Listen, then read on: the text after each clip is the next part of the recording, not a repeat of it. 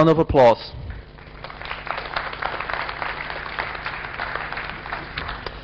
So, good evening everybody. So I'm standing between you and dinner and the after party, so I will go a little bit quicker and that you will join in the after party a little bit sooner. My name is Lieven Desmet and I'm talking about CsFire, which is a mitigation technique against CSRF, and this is co-work with Philippe Direct, which is actually the lead developer of the technique. So a little bit about myself. I'm a research manager in the Desmet research group at the university here in Leuven, Belgium. And I'm actively engaged in OWASP, so I'm a board member of the Belgium chapter, and also I was co-organizer of past academic tracks on the European conferences of OWASP.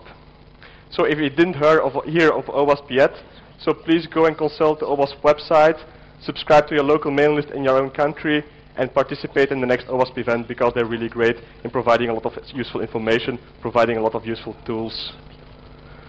For the talk today, I'm going to talk about the mitigation technique on CSRF, called CsFire. I start with a little bit of introduction on the concept of cross-site request forgery. Then I will move on to quantification of cross-domain traffic. What cross-domain traffic is actually going out of our browsers? Can we quantify? How can we actually protect against that malicious cross-domain traffic? Next, I will focus more on the client-side mitigation against CSRF. And more in particular, I will also explain how we actually developed our tool CsFire.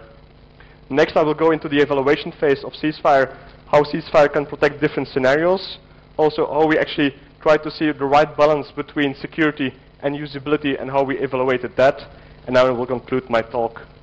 But so a little bit introduction on cross-site request forgery. It has a lot of synonyms, one-click attack, session writing, confused deputy, and so on. The main idea of a cross-site request forgery attack is an external attacker is in the control of an HTML feed, an external server. And when a victim is actually visiting that server, is actually using the HTML feed, the attacker triggers the browser of the victim in sending additional requests. Those requests are unauthorized by the victim, but from the point of view from the server, those requests are actually legitimate. The victim typically only needs to have an account of the targeted web server, and in some cases also needs to be logged in before the attack is actually happening within the same browser session. So a little bit more visual. If we're combining cross-site scripting to actually launch the first HTML feed together with cross-site request forgery, the attacker is using a persistent cross-site scripting attack to upload some payload to the vulnerable server. Later on, the victim is actually visiting that payload. For instance, by the techniques we saw this afternoon, you can have a different set of redirects to a malicious payload. The victim is visiting that website, downloads the payload, and while the payload is executing within the browser, the payload is actually sending additional requests to the server as targeted. It's targeted on behalf of the victim. It sends requests from the victim to the targeted server, and since there is a trust relationship between the browser and the targeted server, the server will accept those requests on behalf of the victim and will process them. So the trust between the client and the server is typically implicit, and that many forms of implicit authentication in web applications. You have the HTTP authentication, of which basic authentication and TLM are used most of it. Then you have the cookies that are used to contain session identifiers. For each request, those cookies are sent to the same server, identifying the end user. But you could also have client-side SSL certificates, or in the internet context, for example, you could say you base your authentication authorization scheme solely on the IP address. In the remainder of this talk, we will mainly focus on cookies with session identifiers and also HTTP authentication. Also notice that some of those implicit authentication mechanisms are completely transparent for the end user. He doesn't need to be logged into a website before the authentication credentials are stored or cached in the browser. For instance, on an IP-based authentication mechanism, just the authentication by the IP is already placed whenever you are starting your session, or starting your browser. The same holds for NTLM authentication, where authenticating to a domain is already happening before you start your browser. So what are the risk considerations of CSRF? Well, any website or HTML feed your victims are actually accessing or using that can get under control of an attacker could be a threat agent. And the most known impact is, of course, sending unauthorized requests. Think of your banking application where the attacker triggers you in sending or doing transactions on your behalf. You have also other variants, like the login CSRF, where you're actually not relying on the client-side state, but trying to leverage on the server-side state.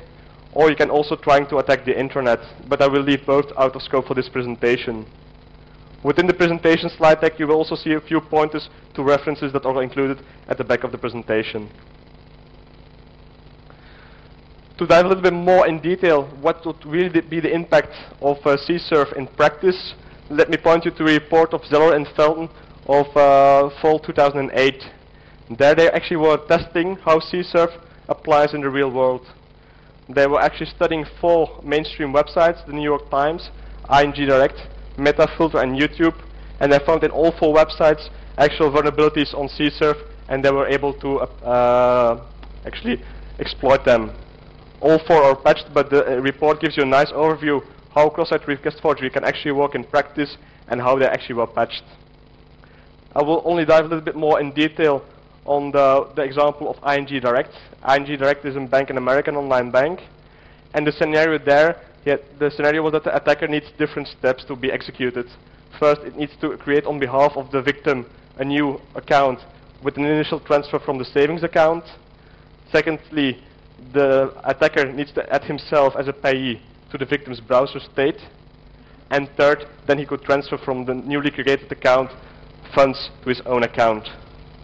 And the only requirement to actually get this attack scenario executed is that the attacker creates one page with a sequence of get and post events, and that the victim is actually visiting that website or that page or that HTML feed. So this is the list of all the requests sent out in the attack scenario. We don't go and dive deep in detail which each request is. But what is important to see is that none of this data is actually depending on the end user, on the victim. So you have only a few parameters that as an attacker you could vary, but those parameters is to which account do I want to have my funds transferred, which is the amount of money I want to transfer, and so on. So this attack can actually be applied on a wide scale of end users. It's a static protocol. It can be encoded as a single sequence of 2 GET and 7 POST requests. And what is even more important is for the end user it will be completely transparent. He will not see that this scenario is happening within his browser. The only requirement for this to happen, the vulnerable client needs to be logged into his bank. For instance, he's logged into his bank, he's doing all kinds of transfers, then a new email pops up with a link to a website, and the transaction is done. Okay, this is a little bit more context. What could be the impact of CSRF? Let's look a little bit more how we could actually protect ourselves against CSRF. Of course, one of the naive solutions could be, we just strip all the cross-domain traffic, we just block all the cross-domain traffic, and we are safe. And some of the solutions actually go that path, but you will quickly see that it's not a perfect solution.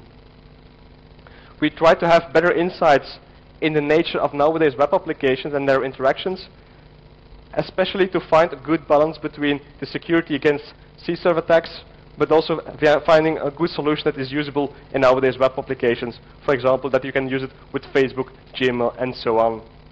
To do that, we actually try to capture as much data as possible, or real-life data.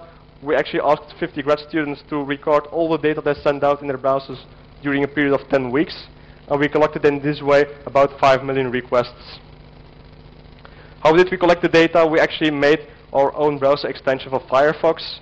The extension was completely transparent to the end user. It didn't have any impact on the surfing behavior within the browser. The only thing it did was logging irrelevant information. And the students had to install the extension as part of a lab exercise. So they had to install the plugin to log all the data. They had to actually monitor the data in a post-processing step afterwards. So it was for them useful to do the logging as well. What data was logged? Well, we needed some data for each request, where the request was actually originated from, domain, the scheme, from which DOM element, was it a script tag, was it an href, or what was it? But also in the target of the request itself, to what domain is the request going, what scheme is used, the methods, whether there were input parameters, were there cookies used, and what were the keys of the cookies, was there HTTP authentication, was there any user interaction, was there any redirect involved. So with the concept of user interaction, we actually mean throughout this presentation, a request is only user initiated if the end user is actually clicking a link or clicking a button. All the other interactions like fetching an image or executing an AJAX or XHR, that's all non-user interacted. So in collecting all this data, of course, we needed to make sure that we have some privacy considerations in mind. So to do so, we made sure that only keys were actually recorded and no values or credentials. So for the cookies, only the keys of the cookies were recorded. We only recorded the keys of the input parameters. And we also only flagged whether there was HTTP authentication present or not, but we didn't record any of the credentials involved there. Also for the URLs, we only were recording the file names and the extensions. We didn't record the full path, just to make sure that we couldn't recover the whole scenario afterwards by processing the log. And we also didn't record any client-side information, no information about the browser, no IP information, no usernames. We just wanted to know which version of the logger they're actually using, because we also increased the granularity of the logger while the project was running. So with those the 4.7 million requests, what did we actually see? When we were applying the same origin policy, so we're seeing which are the strict different domains where the requests are going to, if you're taking the originator into account, we saw that more than 43% of all requests were actually cross-domain. It means every request going out of your browser, 43% is going to a different domain from which page it was originating. In the context of this research, we are actually relaxing that origin differentiator or domain differentiator, and there we're actually looking to the kind of top-level domain. So for instance, all the subdomains of google.com, we all count them to be part of one top-level domain. And even with that relaxation in mind, still 33% of all requests are actually going cross-domain. This means if you are bugging the end user to ask whether this interaction is allowed, about 33% of all requests going on, the end user will be involved. Also, if you're blocking cross-domain requests on this 1/3 of all the requests, that means that a lot of images will not be loaded. If you're going to Google and Google Images search and so on, it will be completely broken. If you're looking a little bit more in detail for all the requests that are cross-domain, we saw that a large majority was GET requests. So you even saw it on the previous slide. 31% of the 33% are GET requests. Only a small fraction, 1%, 1 out of 33 is a POST request. Sorry. We also saw that about 1/3 of the cross-domain requests were actually having input parameters, or were having also cookies. So both accounted for about 1/3 of the requests.